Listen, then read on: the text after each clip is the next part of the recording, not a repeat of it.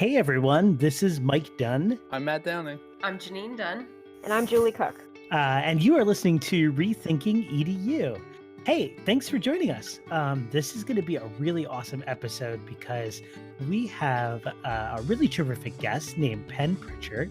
And Penn is the coordinator of diversity, equity, and inclusion at AIM Academy, where I work. It's located in Conshohocken, Pennsylvania, a sunny city just outside of Philadelphia. Penn, before I do the rest of your introduction, how are you doing this fine evening? I'm great. It's been, a long day, but I'm really excited about this. It's been awesome to meet people, and I can't wait to have the conversation. Yeah. And listeners, as you're kind of chiming in, we're going to talk about Penn's perspective as a person working in the field of diversity, equity, and inclusion, and how they see education as ripe for opportunity for change, and in what ways they would love to see education move in the right direction for, students, for teachers, what have you. And so I'm sure you're in for a really terrific treat. I know I love talking with Penn every time we have a conversation. We were just saying before the recording started that it ends up being like an hour of just talking about all sorts of things that are pretty nourishing. So I'm hopeful that this will be a similar conversation. Now, Penn, I wrote this little bio for you, and I hope it captures some of the work that you've been doing. We've known each other for a little while now, and this is what I've come to understand your work to be recently. And I know it's changed over time, but here it goes, and you can add on or subtract anything after I give you the short introduction. So, Penn Pritchard has been working in education for more than a decade, focused on centering traditionally minoritized voices in curricula, helping teachers build their capacity to make classrooms more equitable and inclusive, and constructing spaces that allow student voice to be heard and valued, among other things. In 2019, a little accolade here, Penn was awarded the Carney Sando Advis Equity and Action Grant and was featured in a film, by Andre Robert Lee, which is amazing. And I'm sure that was a treat. Did I capture that pretty well? Yeah, that was beautiful. Awesome. So I'll have you help me the next time I need to provide a bio for something. I'll just use this. Anytime. And Penn, we'll drop your personal website in our show notes so people can access that and check out your work. And you even have a clip of the film. I don't know, is it the whole film that's up on your website or just a clip? I'm not sure, but there's definitely a link to the full film if it's just the teaser. And also, I should mention it's a short film. It's about half an hour long, so anybody can check it out. And it's not just my project. It actually features all three of the inaugural grantees. And some of the other projects are really incredible. So I would recommend checking it out just for that. And because Andre Robert Lee is just such an incredible filmmaker, he did an absolutely marvelous job with it. And it was wonderful to get to work with him. Cool. Yeah, we will drop a link to Andre Robert Lee's film in the show notes as well, so people can check that out. Now, Penn, we met, I was just trying to think about this today. We met over 10 years ago, which is crazy. And you were at that time doing awesome work with little ones, elementary school kids, at a program at AIM called the Interactive Humanities. And you were also doing work in arts classes at AIM. And I always like to say that teachers in particular are people that sort of go through these, evolutions of their work and themselves in their work, because being a teacher is sort of just an ongoing process of reflection and growth as the teaching research changes, as we as human beings change. And I know I can pick out a few what I call crucible moments, or what authors have called crucible moments over the past 10 years that sort of have nudged me in a certain direction. And I would love to hear you kind of talk about what have been some of your moments over the last 10 years that have kind of pushed or nudged you in specific ways. Yeah, absolutely. I thought this was such a cool question as someone who's just really interested in transformation and evolution. And I completely agree with you. I think that all the things that you're saying about teachers is really true, because I think at our core, most teachers are learners. I know that I sort of got into teaching because I wanted to be in school all the time, and most of us are not independently wealthy. So being in school and being a teacher is kind of my way to keep learning. So I hope that that never stops.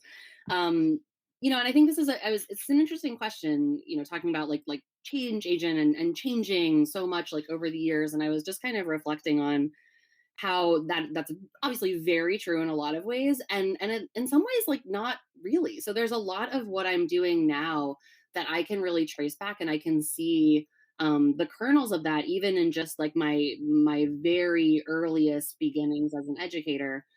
So I didn't study education in undergrad. I actually was I was a fine arts major. I studied studio arts, art history, and gender studies, and really just focused on kind of my own voice and my own work. And then when I went to grad school, which is what brought me back to Philly, I went to the University of the Arts.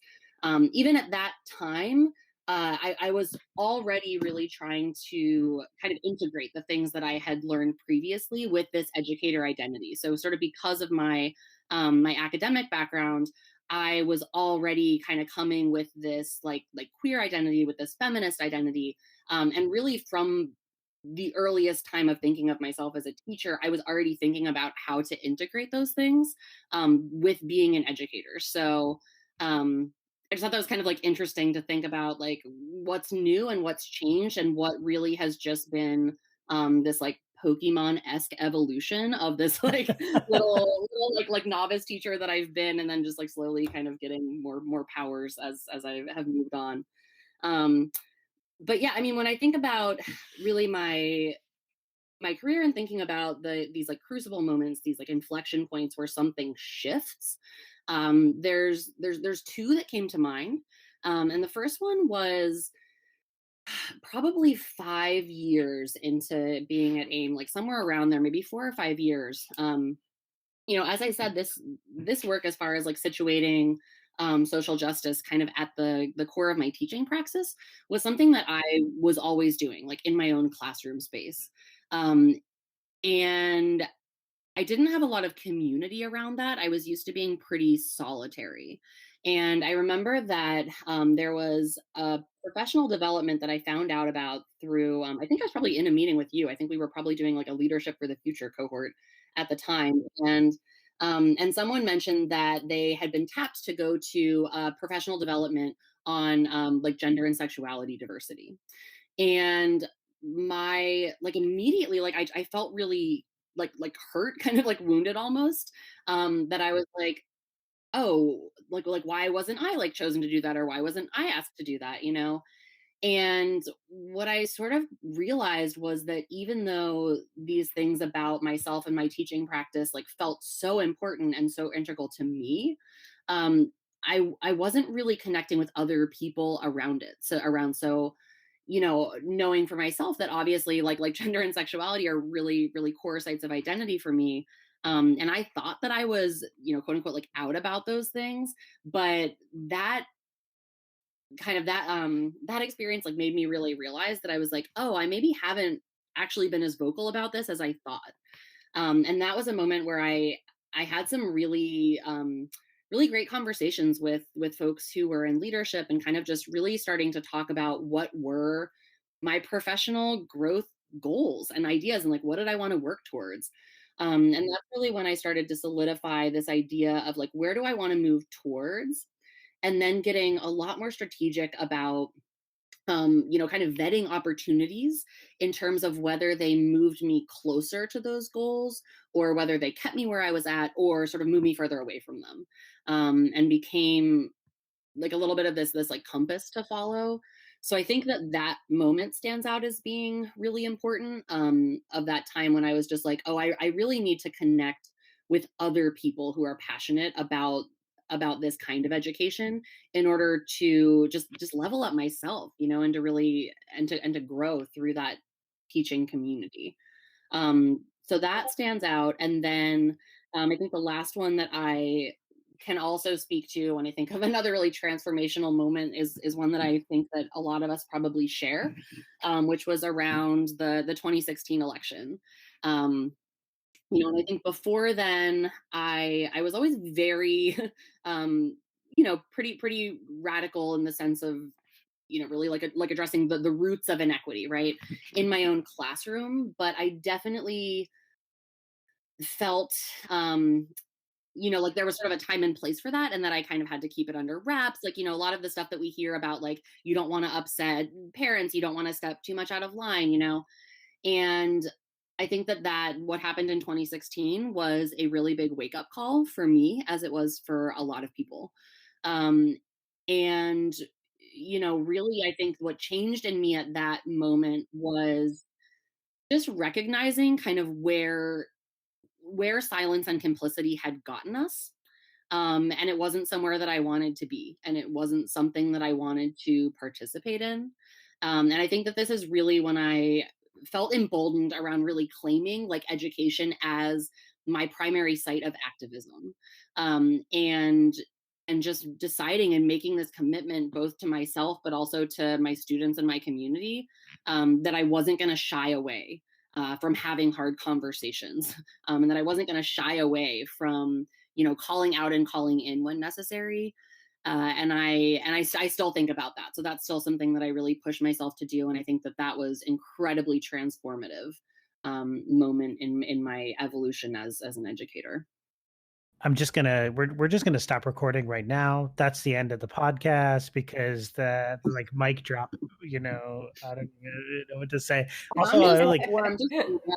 Also, I'm just like taking like voracious notes because I think that like, and Julian, Matt, and Janine can probably agree with me. As we end our cycle in this doctoral program in the next few months here, I think all four of us, sorry, have been really saying, what are we doing? Like, what's happening next? Like where are we moving toward? And I love Yeah. this the image that you just painted for listeners out there, right? Like you're not running away from things. You're not just sort of like I guess just being right in this moment right now and sort of just reacting to what's in front of you, but you're saying, okay, pause for a minute. Like what's happening in the future that where do I see myself in the future? What does that look like? And then how can I really, as you said, level up to get to that point? And that's such just a such like less frantic way about existing, and and which I feel like There's still a lot of frantic existence. Don't worry. But I don't know, co-host, do you want to ask anything about that or like comment on that at all? My only comment is that, well, I 100% agree with everything you just said there, Mike. And what's funny, tomorrow I'm actually going to lead a professional development session that is on that exact topic of thinking about, I guess, moving forward, and that if we don't really take the time to reflect on, where we've been, how do you make progress, or how do you grow? So I love everything that you just said there. Well, Penn, I just added a sticky note to my desk here. Does this get me closer to my goals?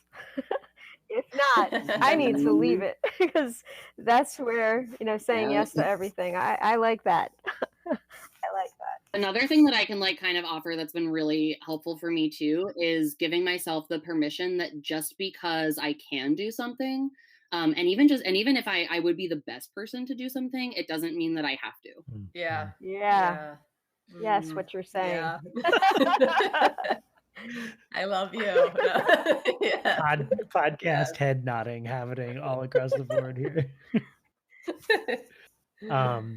Well, awesome, Penn. I really appreciate your reflections on that first question, and I'm just going to roll right into my next question, and this is again about change, and maybe actually it's funny that you answered the first question the way that you did, because I think it also speaks to sort of the second question, right? Which is, when you right now use the pronouns they, them, and theirs, but when we first met, that wasn't the case, and so that's been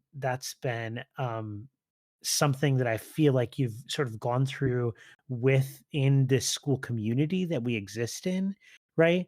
And I want you to kind of reflect on that, but I also want you to to know that I like have this very specific memory of the day that you told me that you're going to start using they, them, theirs.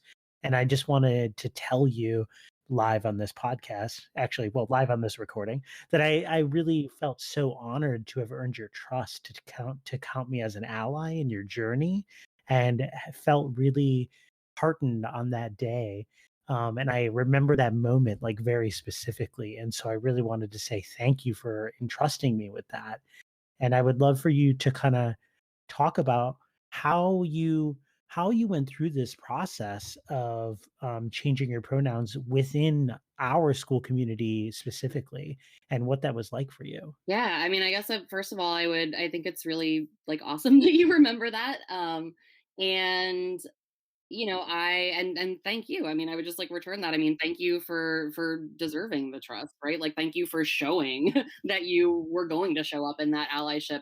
Because we wouldn't have had that conversation if I didn't feel certain that that was the case. So yeah, I mean, it's interesting. Like I've come out as so many different things over the years, and I don't expect that that will end. Like I think this is a lifelong process. It's one of the things that I love the most and that I really cherish about a lot of my identities is the fluidity that's inherent in them, especially just the way that my queerness has evolved like over my life.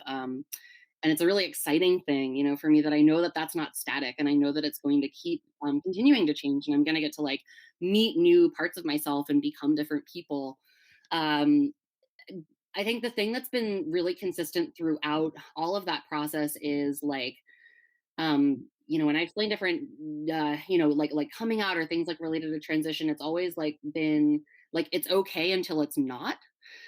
So, obvious, well, maybe not obviously, I guess I should probably not obvious. Um, this was definitely something, as far as coming into, really, really understanding and embracing, and especially talking about, my queerness, my transness, my non-binary-ness. Um, that went through a lot of stages, right? So like there was a lot of growth and things that were happening before I ever debuted that on like the work stage, right? Um, so I think in some ways, like, I had already built up some of that resilience by, testing those things out really like within queer community first. So I want to give credit to just my queer family for giving me the, just the strength and support to be able to gain language for things that I didn't have before. As far as coming out and like having and navigating that within a school community, been it's been interesting. I mean, it's been really challenging. I understand why some people want to just like have a total new start and just show up somewhere and just be like, this is my name, these are my pronouns, like this is my deal. I'm a drastically different person in many ways than I was 12 years ago, right? Um, so I think that so okay, so I'm thinking in terms of like strategy, because I'm big on strategic planning with everything, including like my own coming out. Um, and I got really great advice from a lot of friends, and and especially my partner, who is also trans and non-binary, and had transitioned kind of longer ago than I did. And they talked to me a lot about the importance of like building a team of allies and accomplices, and really scaffolding that process of transition and coming out. So in other words, like I knew when this was like, just this like really like precious little vulnerable thing that I, was just starting to really be able to share widely. I did not have the resilience to be able to share that with people who weren't going to respond with affirmation and validation and positivity. So I was really strategic about the first few conversations that I had around that side of identity, like choosing people that I really knew with like 95% certainty were going to be able to show up for that conversation, including you, Mike. And that had kind of this twofold benefit of obviously having a team of allies and accomplices in my community and like in my workplace that I could talk to, that I could tag in when things happened. But it also was a way for me to just build up my own confidence in having those conversations and doing this kind of disclosure, so that I could then, do it in situations where I didn't know that it would be super supportive or like go over really well or have folks that would understand. So that was something that I'm really glad that I approached it kind of methodically like that. The other thing is that, and again, this is another thing that my partner Jules like shared with me, is that has absolutely borne out and been very, very true. Is that there are people who you have really high expectations and hopes for, who will let you down. Um, and that has unfortunately been true in my experience. But the flip side of that is there are also always going to be people who you really didn't expect a whole lot from, who just really show up. Um, and in that sense, it's really been this really beautiful gift to find out like who my people are, like who are really, really my people. Um, and I don't have to question that because I have these like really actual meaningful, deep, vulnerable connections and conversations with folks. Um, and at the same time, I don't want to sugarcoat it either. It's been, a few years now since I've transitioned to using like the name and the pronouns that I do now. And I still get misgendered every day. Like that still happens. So it's hard. Like it's really hard to be, I think, in any community. Um, but yeah, I think especially being someone who is like a DEI practitioner, especially, it's like a lot of times my job to help others when they are dealing with like microaggressions and things like that. Um, and it can be kind of hard and lonely when like I'm the one on the receiving end of that, because who do I go to? Like I'm the person that people go to. Um, so yeah, I mean it's been a process, and it's still ongoing. I think that's one of the things that maybe people outside of like the LGBTQ community don't really understand or know, is there's this idea that there's like you come out and it's like this one event that like your whole life changes, and that's just not true. I mean, I come out every day in different ways. Like I am constantly coming out as different things to different people in different settings. It's not a one and done. And sometimes it's a really like wonderful, validating, affirming thing. And sometimes it really sucks. And both of those things are true. And they probably always will be. No, I was just really wondering, with working with students, how you shared that with them, or if you shared it with them, and were they curious? Did they have questions? Like how did I'm just curious, if you wouldn't mind sharing. Yeah, definitely. I honestly can't quite remember. Like, I think at first, like I would kind of talk with students, like when it would come up, I would maybe mention things like, um, I would just be like, yeah, and I'm like not a boy or a girl or whatever, and just kind of like slip these things in. I think that's generally like the way that I approach these conversations. I don't do a whole lot of like very special episode, like we have to sit down and have a talk. It's just part of my life and it's part of my identity. So like I mention it when it's relevant. But I think when I think like what you're asking is really when I wanted to make this total shift to using different language about myself in school. Um, I definitely did. I think the way that worked was I kind of did it with colleagues and staff at like the end of one school year. And had help from my kind of ally team like around that. And then the following year was when I sort of debuted this with students. And I think I really just addressed it in doing introductions, which I would do anyway, because when I'm meeting with students and getting to know them, I'm always asking them questions about like, okay, like, what's your name? Like, do you use a nickname? Like, what do you want to be called in this space? What feels good to you? And I had already sort of included pronouns in that conversation. So that was just like a kind of nice natural access point where I was already asking like students to have that conversation with me. So it was just sort of part of my modeling that I put it out there. And I have my, my very quick like elevator speech about like, using they them pronouns and how to do it and how to practice and like what is a pronoun and that kind of stuff. So I'm sure that, I just kind of do that with students as well. And it's hit or miss. It's students are people, they're the same. So I would have I can think off the top of my head and just with other people too. Like, you know who your allies are. I could tell you 2 or 3 students who like got it and made an effort to get it right, and also like tried to hold their fellow students accountable. Um, and I always really, really express my appreciation to them for that. Um, and some, I mean, still to this day, it's like some students get it right, and some don't, and I still correct them, the way that I would anyone. But I'm just very straightforward. I'm just kind of, it's part of my introduction at this point. It's just like, this is my name, this is the language that I use. Um, who are you? What's your name? What are your pronouns? And just kind of norm it that way. I'm sure you're a great resource to your students, and there's probably some who maybe even seek you out, or maybe you're going through something similar that they can relate to. Yeah, I also I'm the kind of like faculty advisor for our school's Gender and Sexuality Alliance, and that's been really, really awesome to get to connect with younger folks and kind of try to provide some in-school resources that like I certainly did not have access to. Yeah, I would just add that your work has been pretty expansive in creating alliances and these, sort of, and at first we were calling them affinity groups, and some of them may still have those names, Mhm. but they've all sort of like morphed Mhm. into sorts of different things.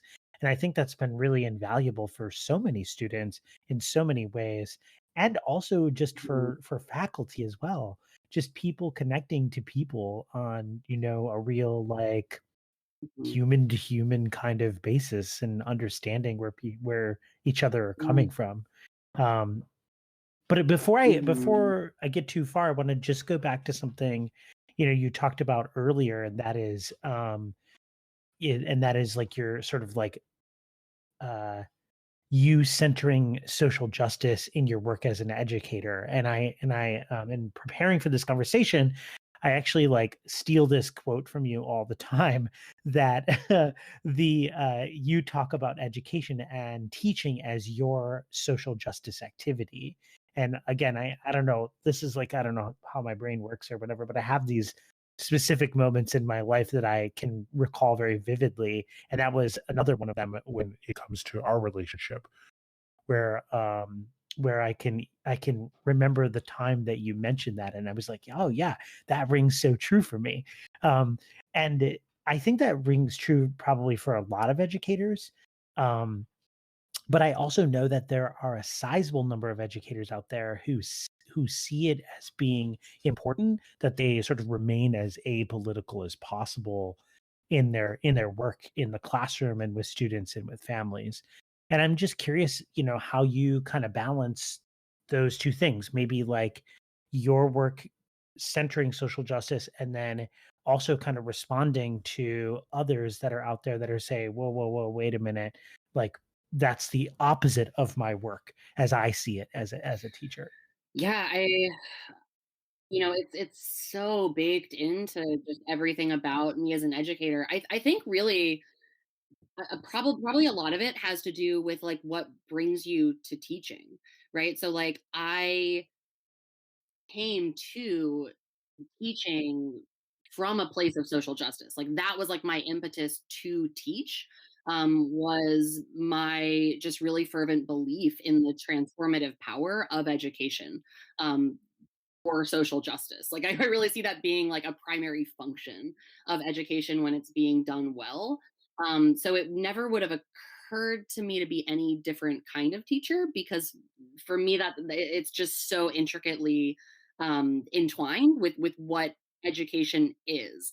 Um, because if we're not educating to make the world better, like what else would we be doing, like that it's a very human thing to try to have progress. So it's always kind of confusing to me. Like it's very hard for me to understand folks who approach teaching with kind of wanting to preserve the status quo, um just because that seems like this very strange thing for humans to do. Like it's not really a very human thing to not be innovating.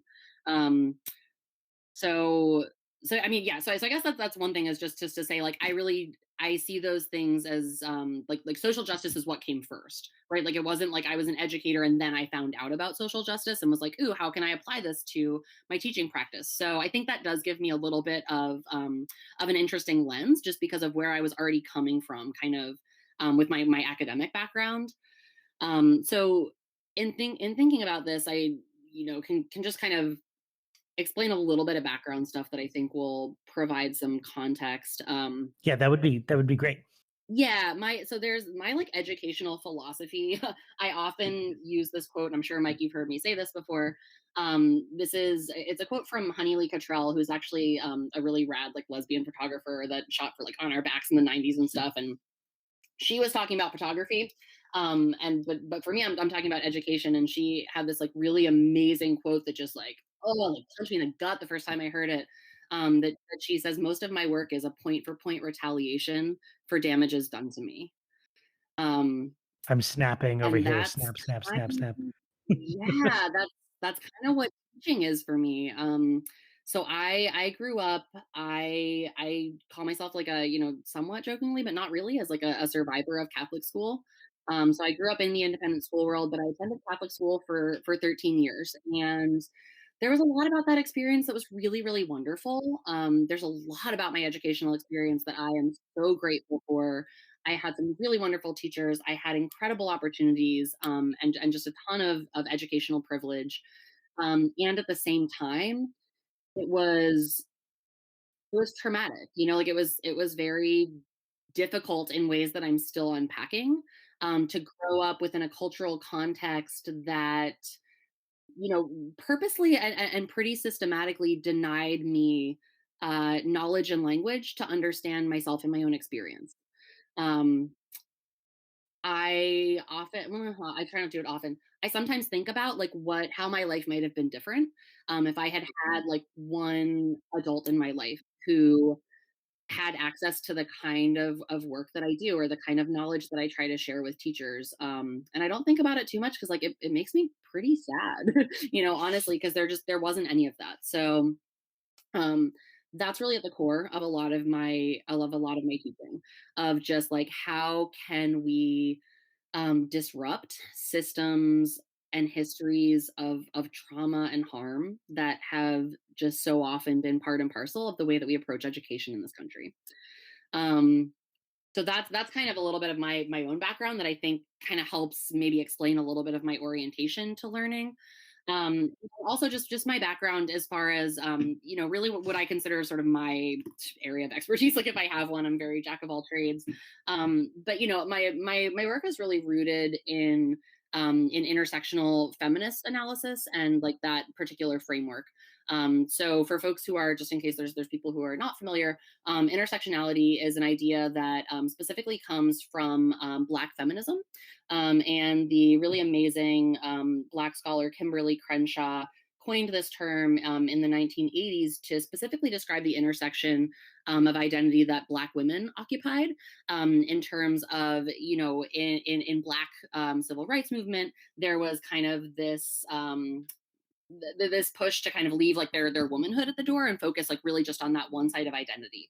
And then within feminist movement, it was like, well, we're here to talk about women's issues, so you need to leave your Blackness at the door. And it's like, well, you don't get to decide which one of those things you're going to be at any moment. You are both and all at the same time, always. So that's where that idea comes from. I think it's really, really important to acknowledge the roots of that idea. That said, it's been since expanded to because it's a really useful and beautiful way of thinking about identity. Um, so that's where all of my thought and analysis is really rooted in intersectional feminism. And to get to your question about, can teaching be apolitical? I Rooted in that framework, I do not think so. I do believe it's a buzz, it's catchphrase for a reason. The personal is political. What are we talking about when we talk about politics? Like, politics is really just the study of how power is distributed and wielded, right? So if that's how we understand politics, then like to be apolitical, I can only understand that to mean, a style of teaching that maintains or upholds whatever the existing systems are, because all of those systems are political, right? Like they have really meaningful impact on people's actual lived experiences.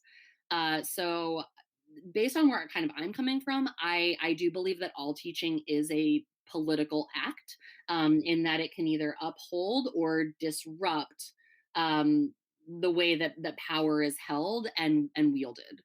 A lot of times, power that's really rooted in identity. And Um, I'm just curious, as you're talking, yeah. do you think there's a chance that teaching can become sort of too political? And then I'm sort of wondering, how do you navigate that as the person in power, right, within a classroom, not forcing an agenda, but still interacting with like important issues and talking about stuff and not silencing things and bringing stuff to the table, but navigating it in a way where, people feel free and comfortable to think how they feel that direction. Yeah, that's a great question. Let me just like think for a second on that. How do I? I have some thoughts about that if you would like, Penn. Yeah, go for it. I would love to hear your thoughts. I have like kind of some ideas swirling around, but I want to like let them crystallize a little bit. Sure, yeah. Matt, I mean, I think that part of what you're asking might be a little bit about like how do you like navigate this idea that, or maybe the idea that teachers could act as like indoctrinators to young people, Yes. right? Yeah. Like telling young people what to think, telling young people that, Yeah. there is like only one sort of way of viewing something, right? And I think that if you're a savvy educator and you've done the reflection and you've thought about what it means to be engaged in this like political activity, you're not approaching the situation with the idea that you're going to convince young people, to absolutely think in one way or the other. You're teaching maybe from a like a bedrock of like respect for other human beings, which is like sort of the founding of education, right?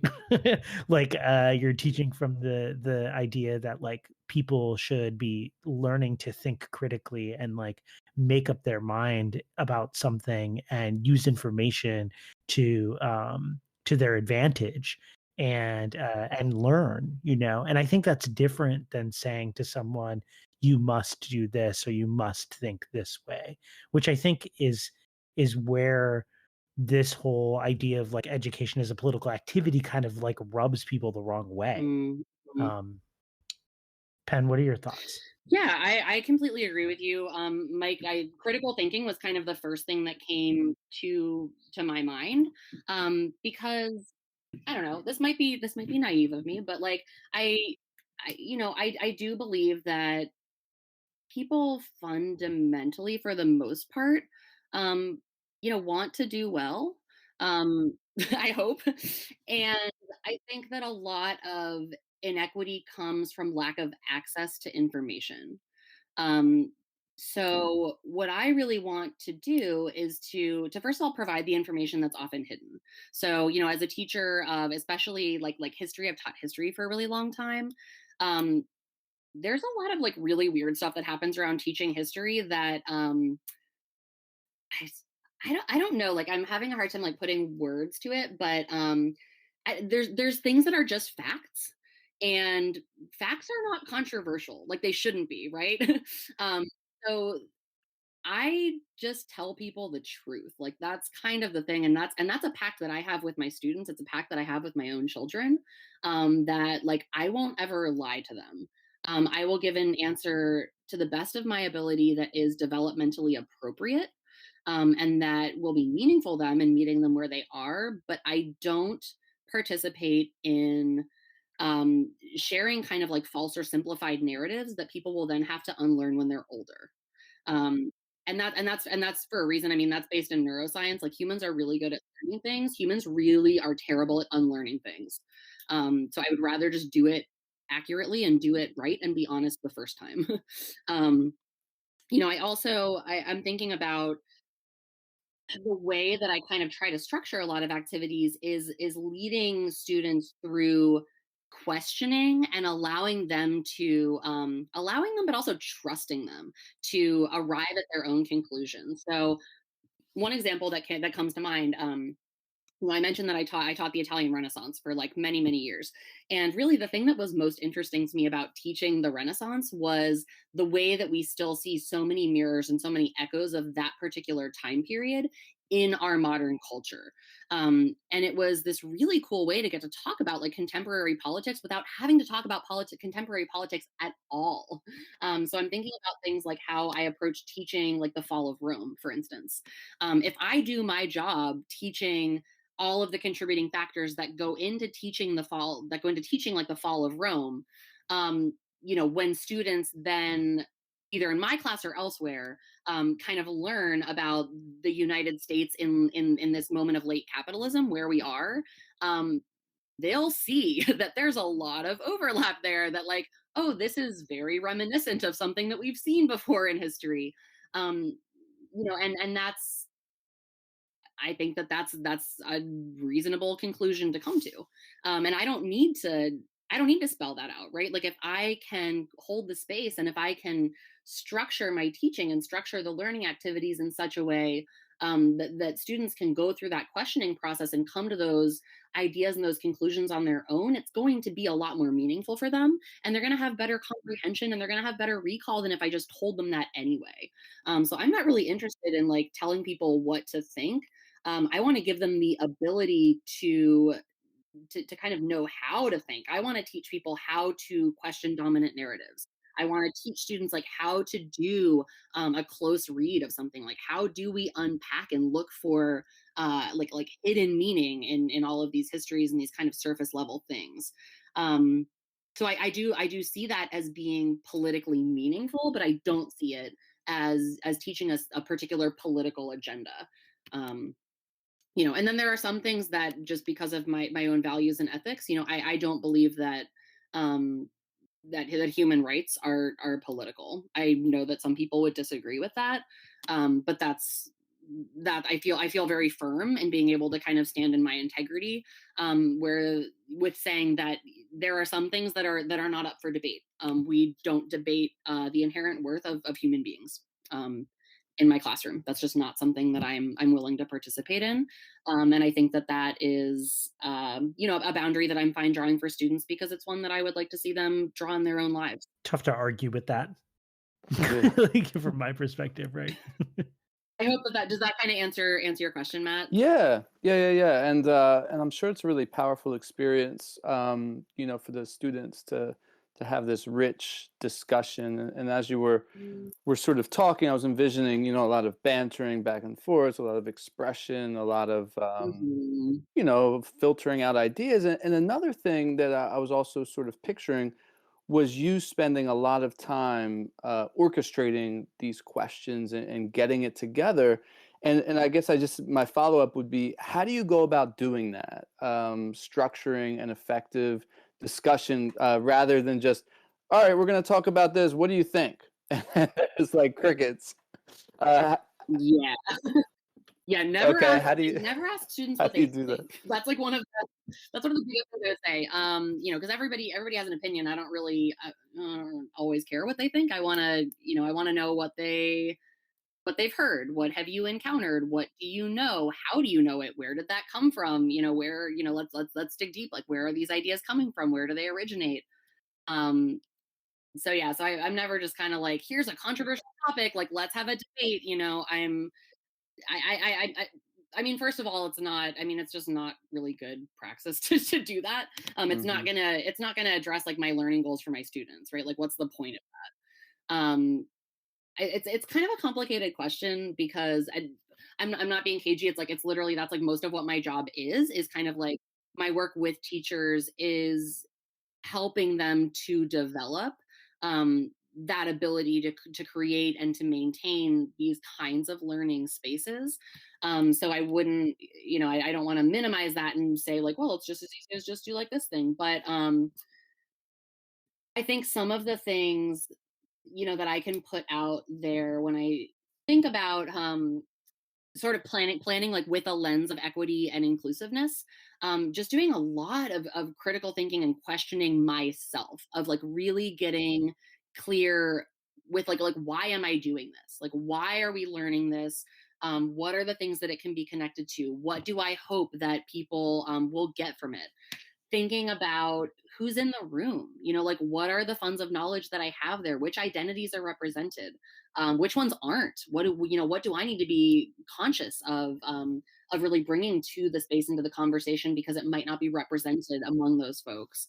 um, so yeah, I mean, it's really just part of the planning process, right? Like, I want to kind of establish what are my goals, like where do I want people to end up, and then kind of reverse engineer and just be like, what are some interesting and thoughtful and engaging activities and questions that will kind of lead us down this path, but still have a lot of room and a lot of space for personal choice and for fluidity, and like all of those things that like make teaching fun.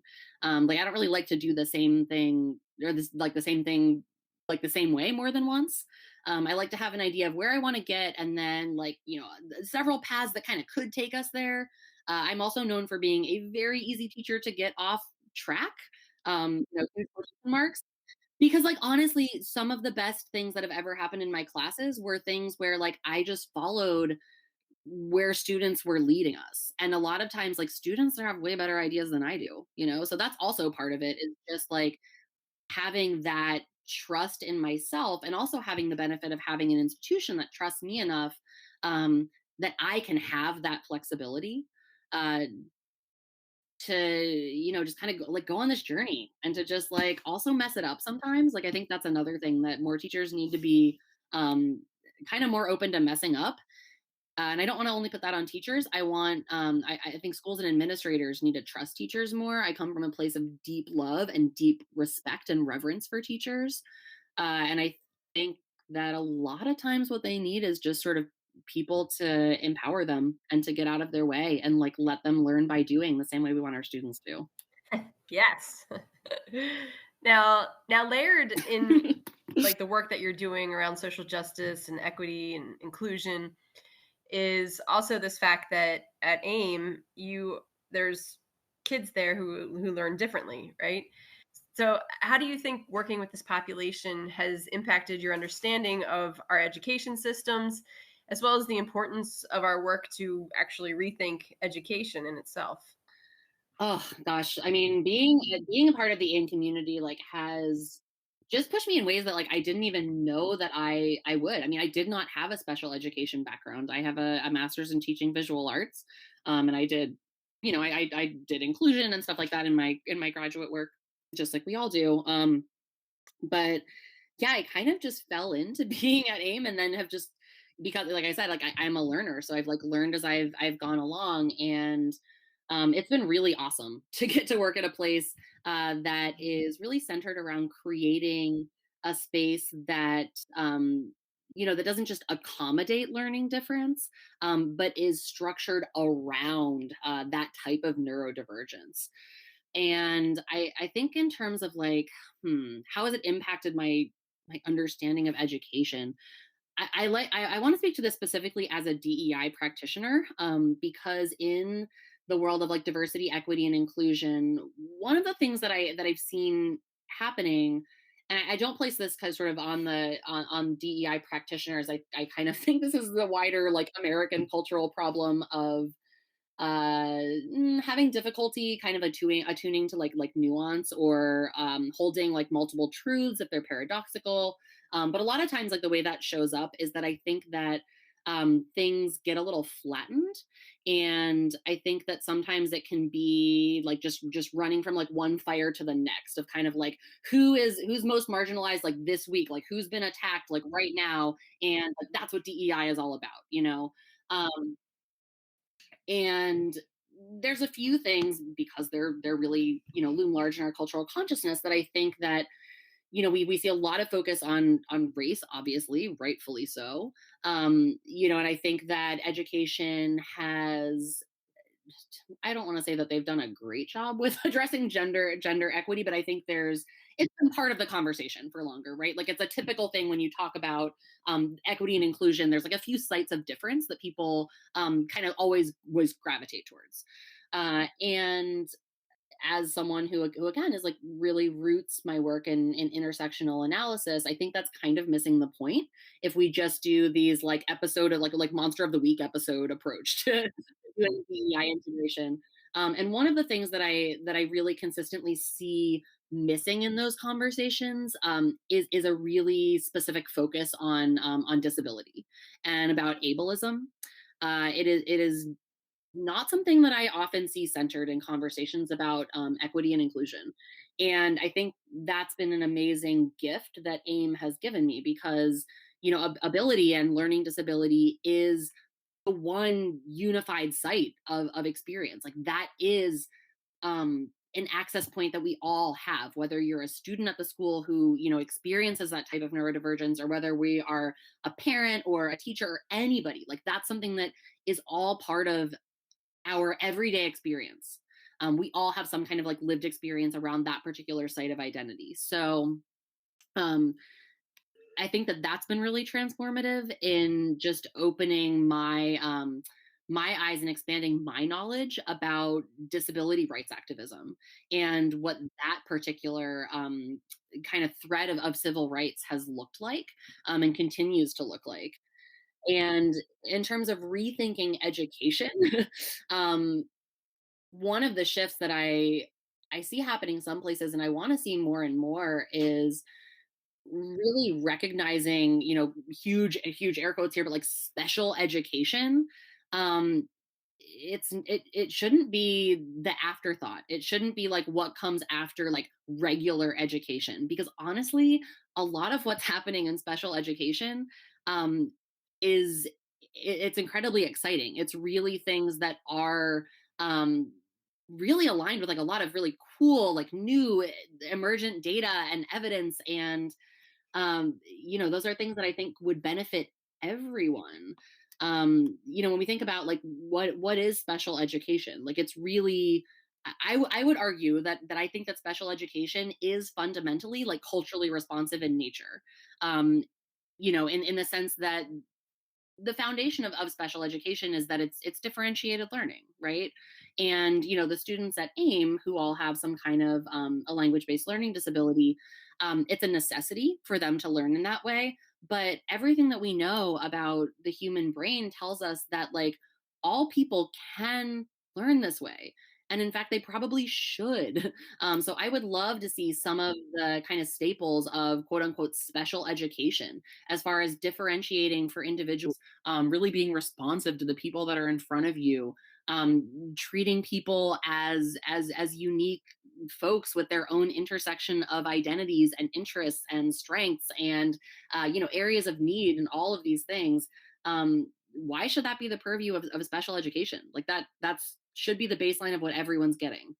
You commented on your DEI work, and it seems like much of that work is centered on relationships and the importance of building connections. And as we have all experienced over the past year and change now, it's been a challenge for sure. We're Zooming, we're on audio chats, we're stuck behind the computer screens.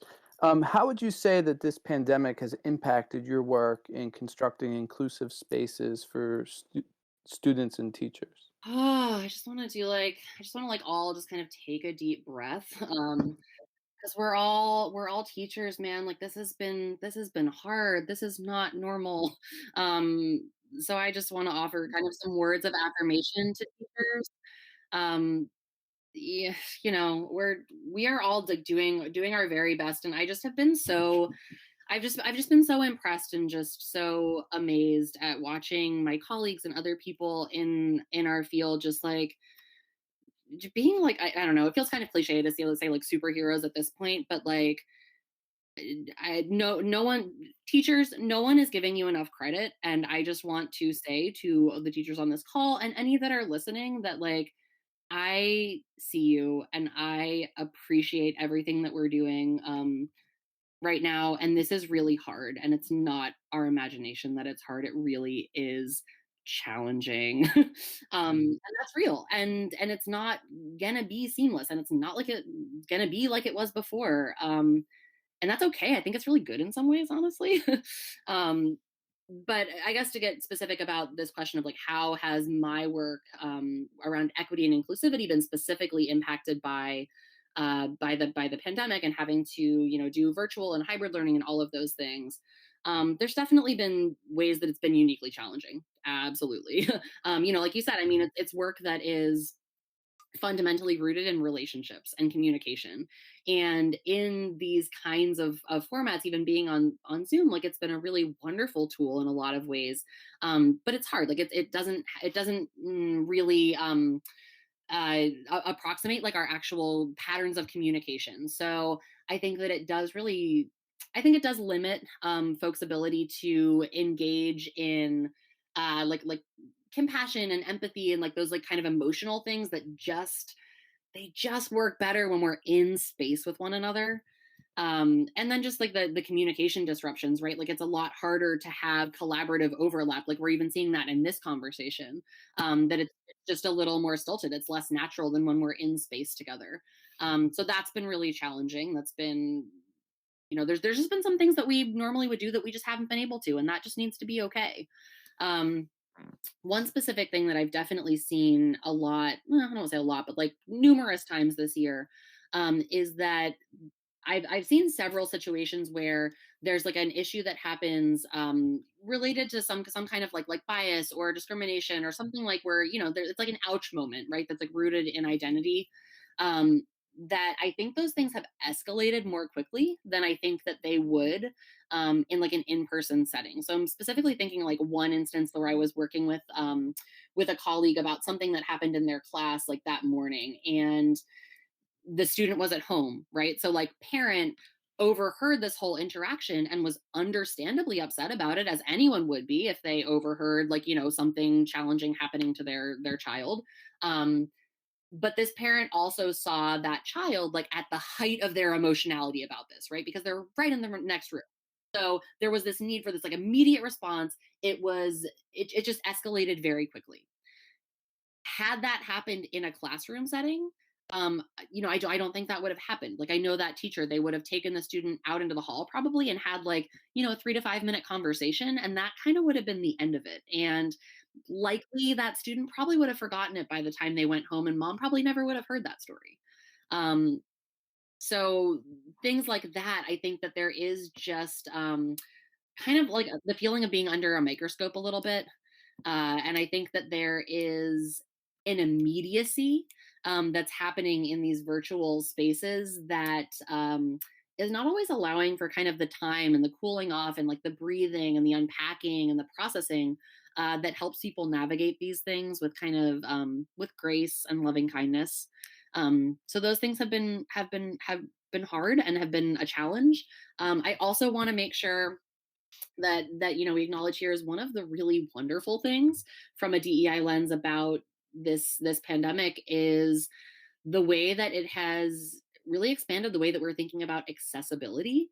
There are a lot of things that we are doing right now that is, especially when it comes to being able to join things remotely, being able to have closed captioning, being able to have like hearing aids and things like that. There are accommodations and adjustments that we've been making that disabled people have been asking for literal decades and have been told that it's impossible. Like, no, you can't work from home. Like, it's not possible.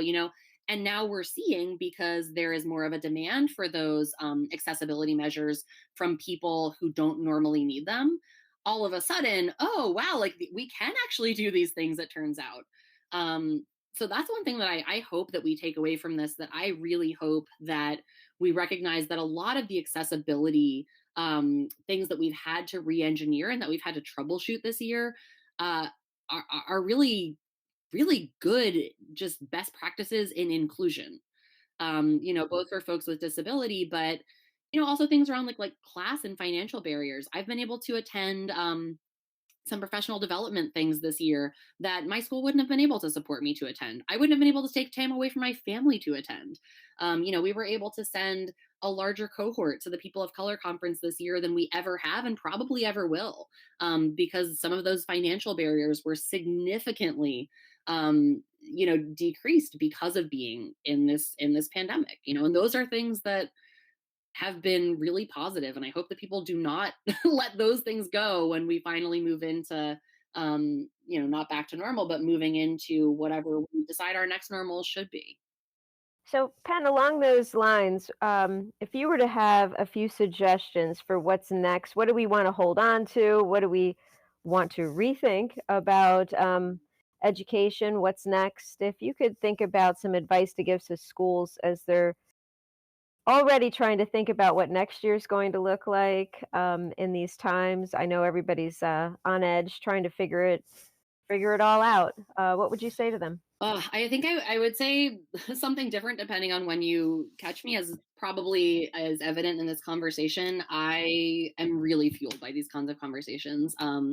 So I'm really grateful to be able to kind of have this space and be able to share some of these thoughts. So I think the things that I would come up with right now they feel pretty immediate and of the moment for me. But as I'm thinking about this question, one of the things that I really would like to see schools meaningfully, I don't even know if it's so much a rethink, but just being very thoughtful about how we approach diversity, equity, and inclusion work, just in general.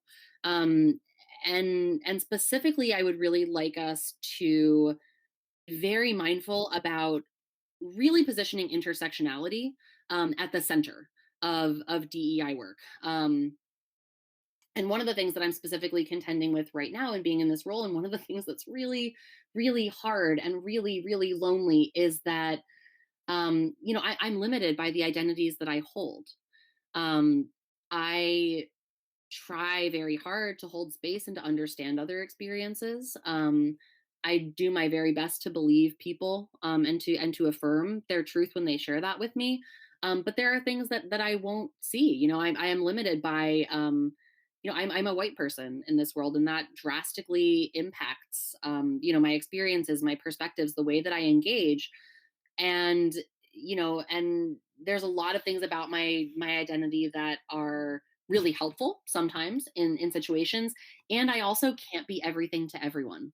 No one can. So I think about a school where you might have someone that looks different from me. Like perhaps you would have like a cis het woman of color in this role, and that's amazing. That is so important. We need those role models. Female students of color deserve and need to have someone who shares that identity, that they can have just like that connection and not having to educate someone about your experience. But I also think about the experience of like a like white trans student in that school, and like where do they go when they want to have that experience? And I think that a lot of the pressure that gets put on DEI practitioners when there's one person in a school is that we are just like kind of asked to play so many different roles and be so many different things to so many people, and it's just not setting us up for success. Like we can't do that. No one can. Like it's I think here about the great like Audre Lorde quote about like there are no single issue struggles because we don't live single issue lives. I'm thinking a lot about equity means that everyone gets what they need to be happy, healthy, whole, to have opportunities for success. And I don't think that this model that we have been developing over the last decade or so, where there's been this kind of emergent field of DEI practitioners being school-based, I don't think that this idea of having one person in this role in a school community is sustainable. I don't think it's kind, honestly. I would really like to see this have more of a team approach, where there was really a concerted effort to build a school-based team of folks with intersectionality in mind, like really trying to see like who is represented, who are we missing, where are the gaps, how do we fill them, how are we creating a support team for the people doing this work, because DEI work, it's heart work, not hard work. It is hard work, but it's heart work. Um, it just is. It just is. It's different. It's just different than teaching chemistry. And that's not a dig towards chemistry teachers. I could not do it. All of my admiration. But there's a lot of emotionality. Like, it's not work that you can't not take home with you. There's a reason that in independent schools, DEI practitioners, people in a director role, the average time that they last in those roles is about 3 years. And that's not healthy for the community, right? Like, we really want people who are going to be able to stay, and those folks aren't leaving because they're not qualified, because they're not capable, or because they're not incredible at what they do. Is because it's not a recipe for success. Like, we're not creating an opportunity for everyone to get what they need. So that is one kind of radical rethink that I would really, really like to see schools doing, is to stop trying to task one person with a job that no one person, no matter how marginalized they are, could possibly do. I think that's one of the big things. And then the other one that comes to mind that I am really sitting with a lot right now is I really want to look at this intersection of professionalism and politeness and white supremacy.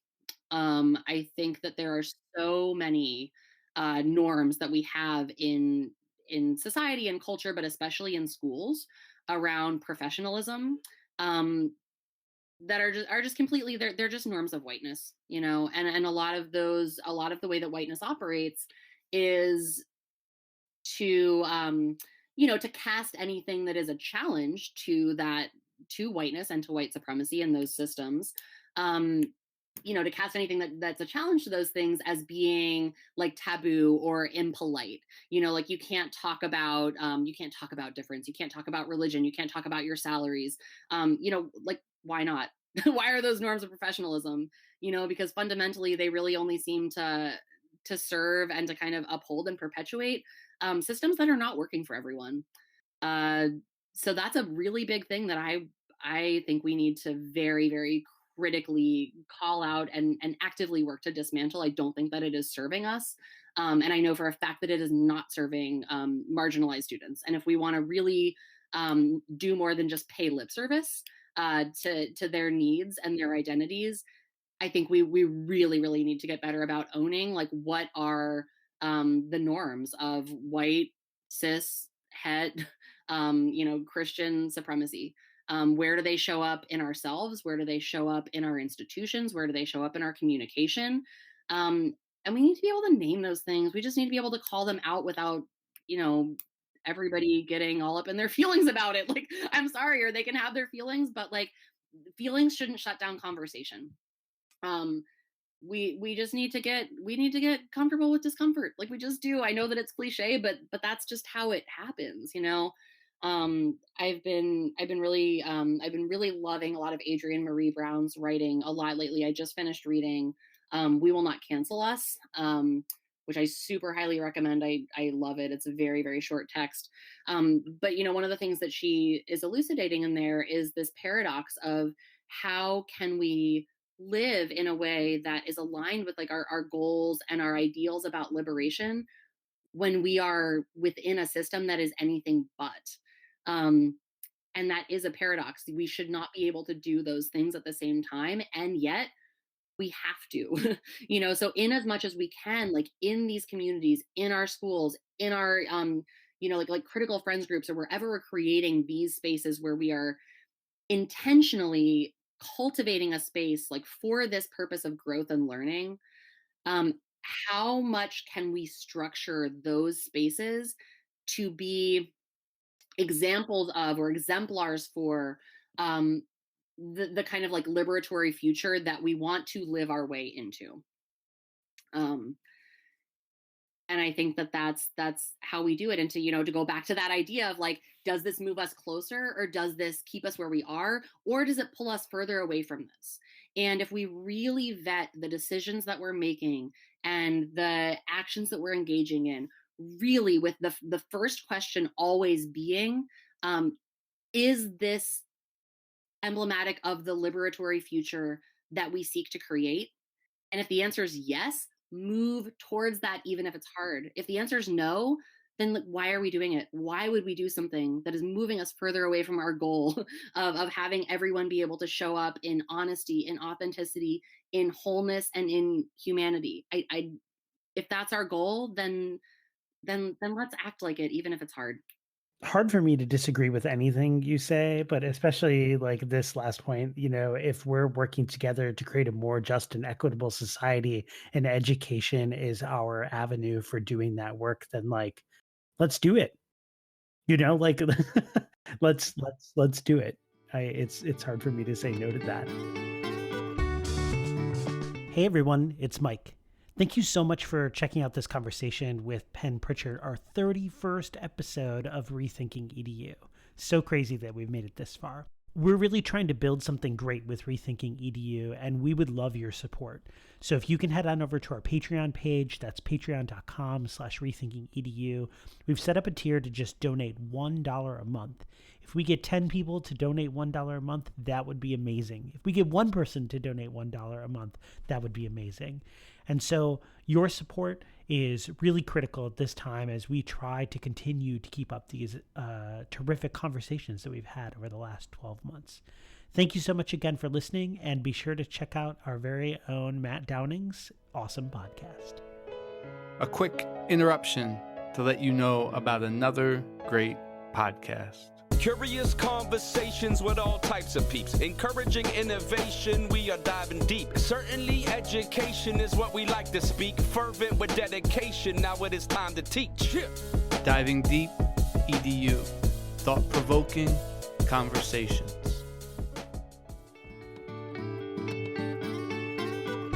Now, Penn, before you hop off of this amazing podcast, we always take the last couple segments and just talk a little bit with each other about what this conversation is sort of making us rethink about education. And we'd love for you to, reflect with us. But co-host, does anybody want to talk about what this is kind of making them think about? I can start. So I think lots of things that I've already shared, but I guess the one thing about how do I get my students to see themselves as someone who could take meaningful action.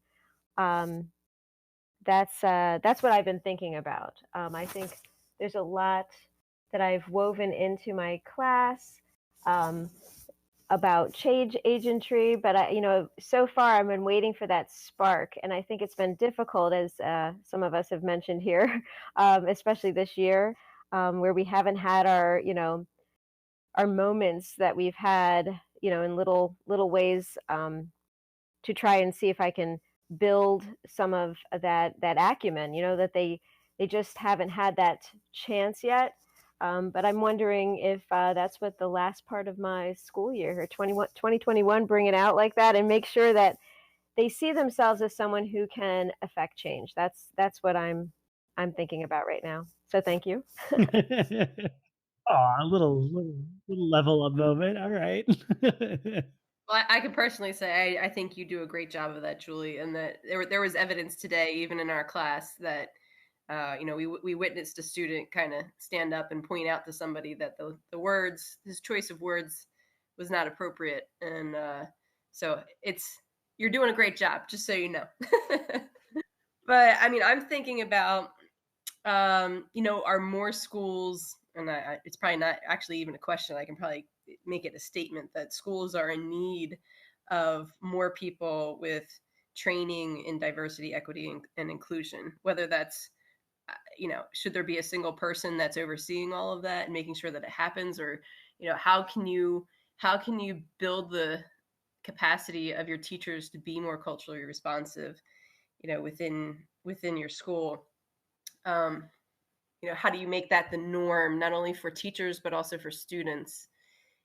So these are just some of the things that I'm thinking about. I think Penn really shared with us a lot about how to go about doing that, and I appreciate that part of the conversation. Yeah, I mean, one theme that sort of has come to the surface a bit for me is the importance and the power of reflection, reflecting on, where we've been, where we are, where we're going, and having a space for that and a time for that is important. And I think now, even with this, the fatigue and screens and the phone in our hand and having all of this stuff, and overload, it can really take away that time and that space for reflection. And I think it's important, and essential, if not critical, to have that. And it seems like that's been noted again and again. And that's something I've been thinking about. Yeah, I'm thinking along all of what you guys have mentioned, all of that is definitely like ringing true for me. I would add that I am also thinking about the need to develop teams within schools and develop teams within departments, and even if it's like non-school institutions, right, to really support not only DEI practitioners like Penn, but also support students who are sort of grappling with, their identity in some sort of way relative to that institution, and having people skilled and kind of helping them navigate that path, especially young people, because it can be so such like you're trying to navigate your way through a fog. Like, what does this mean for me? And like, what kinds of, I'm feeling this sort of way about something, and how do I, how should I be feeling, and like, who do I go to for that? So definitely developing that team to support young people, but also developing that team to support teachers and to support administrators. And I'm thinking specifically of our administrators that you know are not from traditional backgrounds, that might come from working class backgrounds or come from low income backgrounds, or or maybe administrators of color. And these individuals, they're really critical for us to continue to serve students in equitable and thoughtful and representative ways. And yet we know that even in, DEI work, as Penn was mentioning, right, the burnout rate of these individuals is so high. And it just is not something that we can let happen. We need to use our resources to support people that we are like valuing to be in those positions, like actually show that we're valuing them by like providing a structure around them to uplift them and allow them to do their job, to navigate through these like hardship moments that they're going to experience. And I think that that's just critical. I think about so many uh teachers that I've worked with that have felt that they were on an island because of their identity, and I'm just like, man, I just want to be there for those people, but I can't be the only one. So how do we like get more people on those teams, and last thing I'll share is just this notion that Penn was talking about earlier, is their identity as an educator, and that's something that I struggle with. I've been in, education for 15 years now, and I don't know if I would say that I'm a quote unquote teacher or quote unquote educator. Like, I haven't identified those things as part of my identity, but maybe I should. Maybe yeah, I don't know. Maybe I need to work on grappling with that a little bit more. But I think that that's something that a lot of teachers um may need to reflect about and think about. And if that is part of your identity, like, what does that mean for you, and what does that mean for how you're showing up to your work every day? um Penn, what does this conversation having you sort of think about as we're reflecting? I thank you all so much for just the gift of those reflections. I want to have like a whole other spin-off conversation with each of you about all of the things that you just brought up.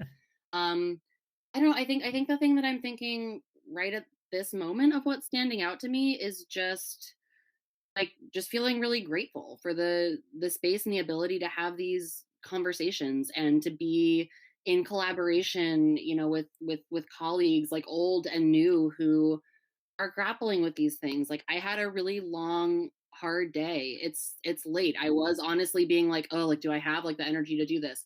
And I feel so amped up right now. Like, I feel so energized. so like fueled and like really nurtured by this conversation. So I think that's kind of what's rising to the top for me right now, is just like gratitude and just feeling reaffirmed, I think, like in that educator identity of just like reconnecting with the parts of that that are really empowering and that feel really good and that I'm really proud of. Yeah, I think a lot of our guests feel that way. I know often, we talk about our conversations obviously off the podcast recording, and I'm left like, man, that was so cool. That was such an interesting and fun person to talk to, and an inspiring person to talk to. So I'm glad you feel that way too. Now, Penn, we always end our episodes with an opportunity for our guests and our co-hosts to offer up some plugs. And I actually brought a plug, co-host. Aren't you proud of me? I just got a new book in the mail because, I don't have enough reading. But I'm going to plug Releasing the Imagination, Essays on Education, the Arts, and Social Change, because, of course, I'm going to plug this book in an episode with Pritchard. And it's by Maxine Green. I literally just got it today in the mail, and so I'm super excited about that. Let's see, Janine, what do you want to plug? Well, just considering that I've been writing for my dissertation, I have found using Outright has been super helpful. Outright, it was formerly known as GradeProof, but it's basically a platform that will edit and proofread your writing. And it even, if you pay for the actual subscription, it'll check for plagiarism and all sorts of fancy stuff. So it's been a real help with writing. So anybody out there working on dissertations or anything like that, I would suggest checking out Outright. Matt, you want to plug something? Yeah, and I will check out Outright. I need to get on that. I will plug Threadit. It's basically a new initiative through Google's Area 120, which is an experimental group. It's basically Google's trying to do something like Flipgrid, and it's just kind of interesting, and I'm curious to see how it will be different. Penn, what would you like to plug? Well, definitely the one book that I mentioned. I grabbed it from my bookshelf so that I could tell you the whole thing. So the Adrienne Marie Brown book, it's called We Will Not Cancel Us and Other Dreams of Transformative Justice. Love it. Can't say enough good things. It's very short. It's a very quick little text, and I've already read through it twice. So love that one. And then my one that's on deck that I haven't started working through yet. I love Sonia Renee Taylor's work. So she's the founder of a website, The Body Is Not an Apology. She wrote a book a few years ago called The Body Is Not an Apology, that is absolutely incredible. That's all about it's all about radical self-love, but it's so much more than that. You have to check it out. She's absolutely incredible. So there's a new Your Body Is Not an Apology workbook that's tools for living radical self-love. So that's the next thing that I'm going to be diving into, and I'm really, really excited because her work is absolutely phenomenal. Well, Penn Pritchard, it's been an absolute pleasure having you on this podcast. And listeners out there, we hope that you enjoyed this conversation as much as we did. As usual, we're dropping the mic here with our amazing guests, Emily Liebtag, Penn Pritchard. Really, it's been, amazing the last few guests that we've had on. I know that I've really enjoyed the conversations. Listeners, thanks so much for tuning into our podcast. Be sure to check us out on our website, rethinkingedu.co. Leave us your review on your favorite podcast outlet like Apple Podcasts, and head on over to our Patreon, patreon.com/rethinkingedu. You can support our podcast by donating anywhere between $1 and $1 million per month. $1 million would be amazing if you got that kind of flow sitting around, but one would also just be awesome. We would love that too. So thank you so much for listening to this episode. Check us out for our next episode, and as always, keep rethinking EDU.